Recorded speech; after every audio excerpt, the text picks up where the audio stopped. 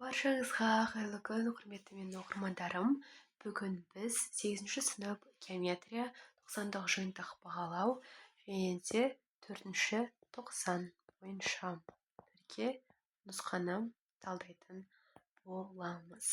Алдымен бір-бірімізбен көрісіп, жүздесіп, танысып алайық. Сіздер 10 тест арнасындасыздар және де арнама қош келдіңіздер. Және де бүгінгі біздің сабағымыз басталмас бұрын алдымен арнаға жазылып, лайк басып, пікірге от жіберіп, жақындарыңызға жіберуді ұмытпаңыз. Және де әрдайым іздеу жүйесіне 10 тест деп іздеп жүріңіздер. Бүгін онда біз осындай екінші нұсқаның есебін бірге талдайтын боламыз. Бірге онда бастайық. Екінші нұсқаның бірінші есебінде бізге берілген тапсырма бойынша осындай бір кесінді бар делінген. Бір кесінді бар дейді. Және де сол кесіндінің А нүктесі бар. Және де Б нүктесі бар. Бірінші нүктемізде шамамен x1, y1 деп қарастыратын болсақ, екінші нүктеміз x2, y2 нүктесі. Және де осы түзу арқылы өтетін теңдеуді жазатын болсақ, ол x минус 1, x2, x минус 1, және де y минус 1, және де y2 минус y1 деген формула қолданылып жасалады. Егер де сол формуланы орнына қоятын болсақ, x минус 1, және де минус 1, одан кейін минус 1, одан кейін y. Достар, мені осылай ыңғайлап қойып алдым. Енді біз мына жерде мынандай теңдеуді жасасақ болады. Минус y плюс 4, минус x плюс 1. Сонда бізде минус 2y минус x минус 3 деген нәрсе пайда болады. Содан кейін біз 2y x плюс 3 деп жазып, y-ымыз тең x2 плюс 3 бөлінген 2 деп жазсақ болады. Енді біздегі ары қарай қадамдарымыз қалай болмақ? Мына жерде байқап тұрсаңыздар, x2 және де y2 және де x1 және де y1 деген нүктелеріміз бар. Енді біз бұл жерде ары қарай барлығы да осы y деген жауаппен қалады. Осыны есімізде сақтап алсақ болғаны. Ал бізде енді екінші тапсырмаға да келіп жеттік. Бізде екінші тапсырмада осы нүктелерді бергенде А, Б деген О деген секілді нүктелерді берген екен.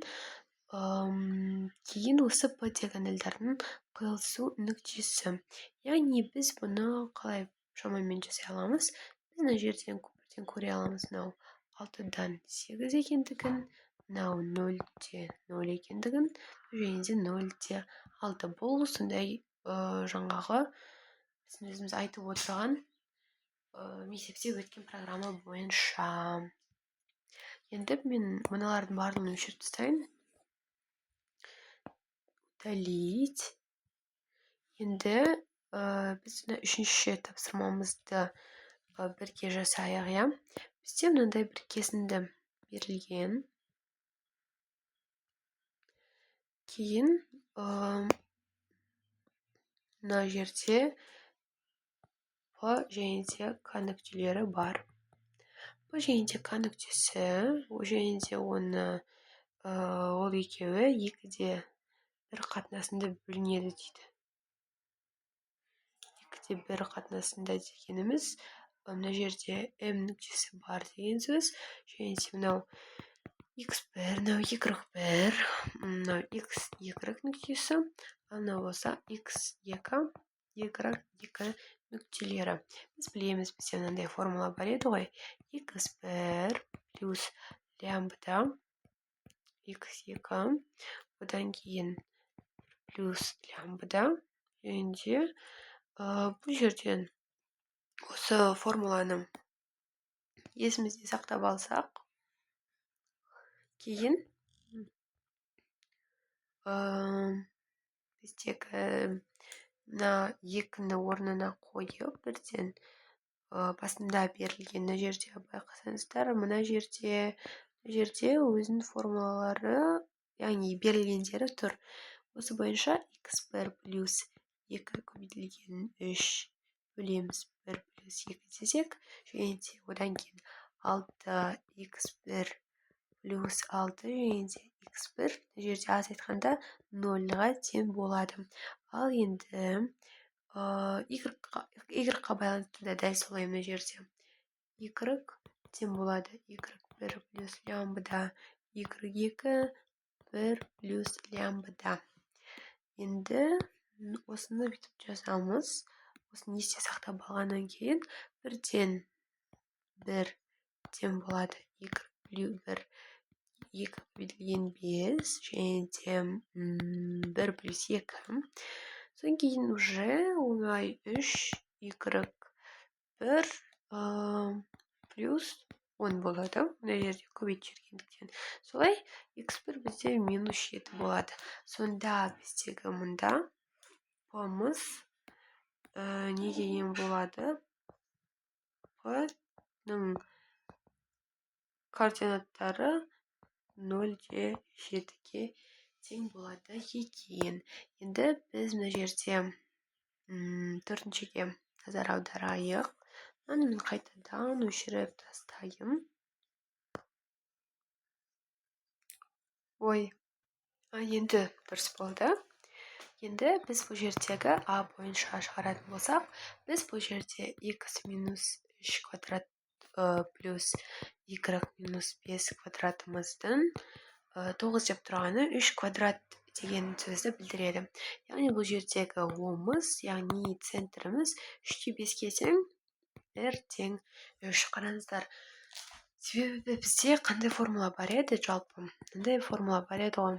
X минус мысалға любой a санын алатын болсақ, плюс x минус b квадрат, ол тең болады r квадрат деген осындай бізде шеңбердің формуласы бар еді. Осы формуланы үнемі есімізде сақтап жүрейік. Одан кейінгі біздегі шеңбер y минус 2 түзінің өзара орналасуын анықтаңыз. Ол үшін біз бірінші қазір қалай өзіміздің шеңберіміз орындалатынын көріп алайық. Бізде бірінші мынандай 3 деген мына жерде, және де 1, 2, 3, 4, 5 екеуінің шамамен қиылысу нүктесі мінекей, мына о нүктесі болады. Мына бізде о нүктесі. Енді біздегі оның мына жерге 3-ке дейін барғанда 1, 2, 3. Міне. Оның мына жерге дейін бару керек. Мына жерге дейін. Кейін 1, 2, 3. Мына жерден өту керек. Және де мына жерде осы жер шамамен, иә. Сонда біздегі шеңберіміз мынандай болады. Енді шамамен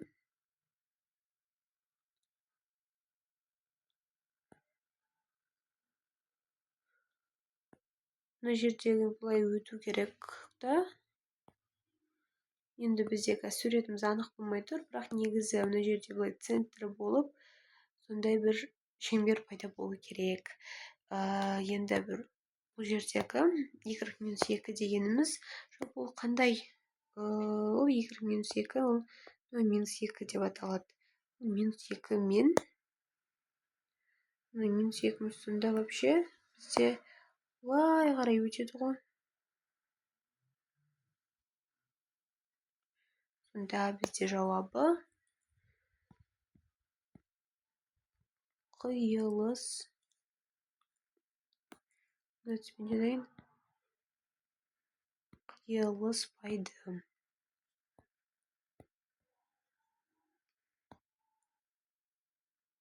Қиылыспайды.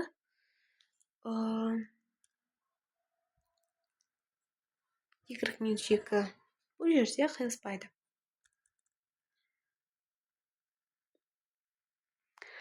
Ал енді біз мынаның бәрін өшірейік та қайтадан. Ой.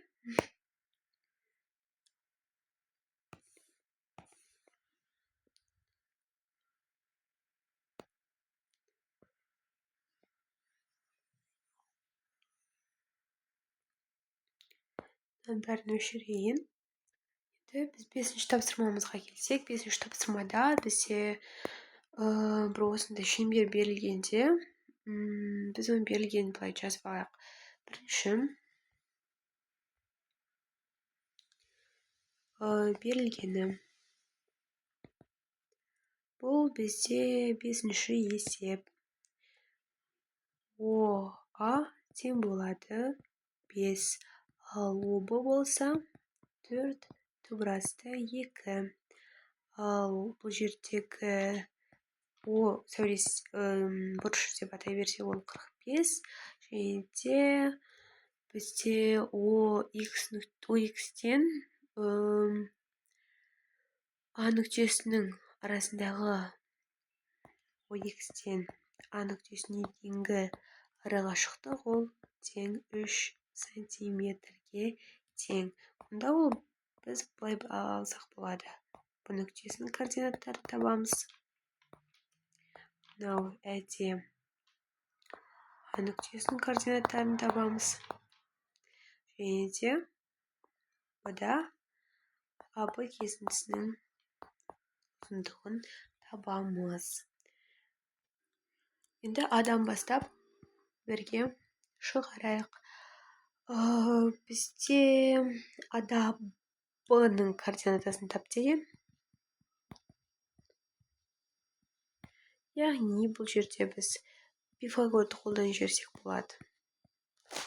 Бұл жерде мынау Б деген нүктеміз, мына нүкте. Осы нүктені біз қарап отырсаңыздар, мынау 4, 2, ал бізде тікбұрышты 3 бұрыш. Бізде білеміз, мынау Б-С квадраттары Б квадрат. Біз мынандай формуланы жалпы естідік қой. А квадрат плюс Б квадрат тең С квадрат. Ол Пифагор. Осындай формуланы білеміз. Мен сіздерге жалпы неліктен бұны көрсетіп жатырмын, себебі бұның барлығы да мынаны А деп белгілейік, себебі мен үшін сіздердің біліп кеткендеріңіз маңыздырақ. Сіздердің көшіріп алғандарыңыз мен үшін ешқандай да қажет емес, былайша айтқанда. Мына жерде енді түбірасты екілерді қысқартып жібереміз, А-ның 4 екенін шығарып аламыз. Сонда бізде жауабында қандай пайда болады? Б ол бізде 4-те 4 дегенге тең болады. Сонда мына жердегі А-мыз ол тең 4 екен. Мынаны да мен кішірейтіп алайын. Сіздер өздеріңізге жазып алған шығарсыздар деген үміттемін.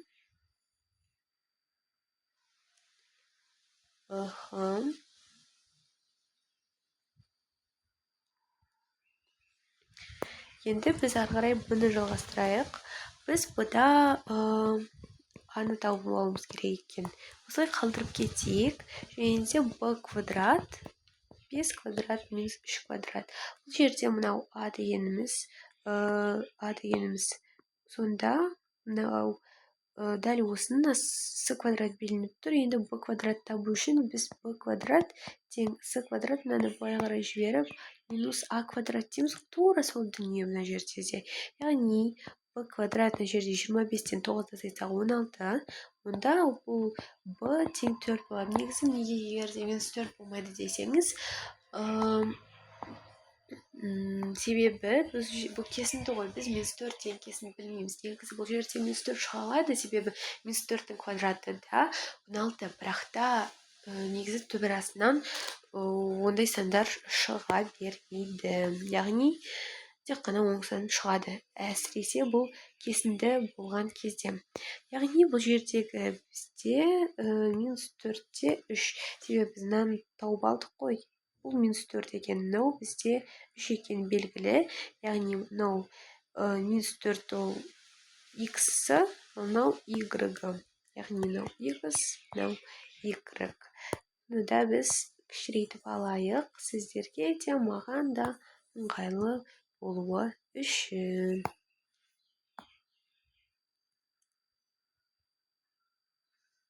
Ой, мына жерде бізде кетпей қалды ғой. Жақсы.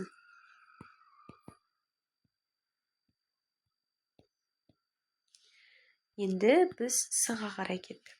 Біз с-да біз мынандай формула бар екенін білеміз, иә?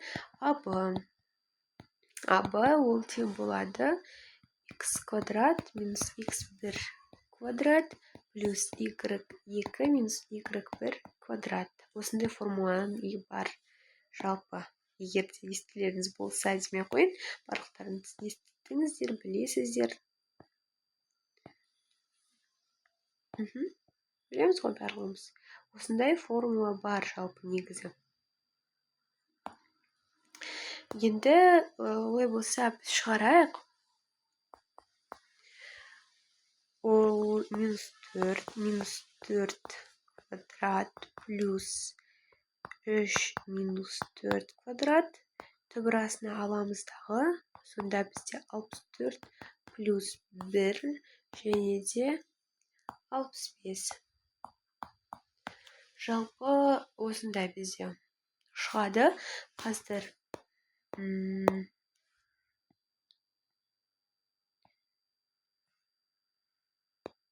бір минут. Және де қараңыздар. Бұл жердегі енді біздің бұл жауабымыз. Неге жауабымыз? Міне қараңыздар. Жауабы жазған кезде ада б-мыз 4-те 4, бұда а-мыз минус 4-те 3, және с-да аб-мыз тең болады 65. Және деген бастысы оқушылар, біз мен жаңа айтып отырған мына формуланы ұмытып қалмаңыз, иә? Мына формуланы, және де мына формуланы. Жалпы, бүгінгі сабақ сіздерге ұнады деген мен ойдамын. Жалпы, бар жүрегімді, барымды салып сіздерге түсіндірдім. Өтініш, пікірге жазып өтсеңіздер, сабақ сіздерге пайдалы болды ма? Және де осы тұста жаңа сабақтардан құрғану үшін біздің каналды қолдап өтіңіз. Және де сіздерді шынымен де мақтағым келеді. Дәл осы жерге дейін түсініп, видеоны көргендеріңіз үшін сәтті күн тіледім. Олай болса, сау болыңыздар.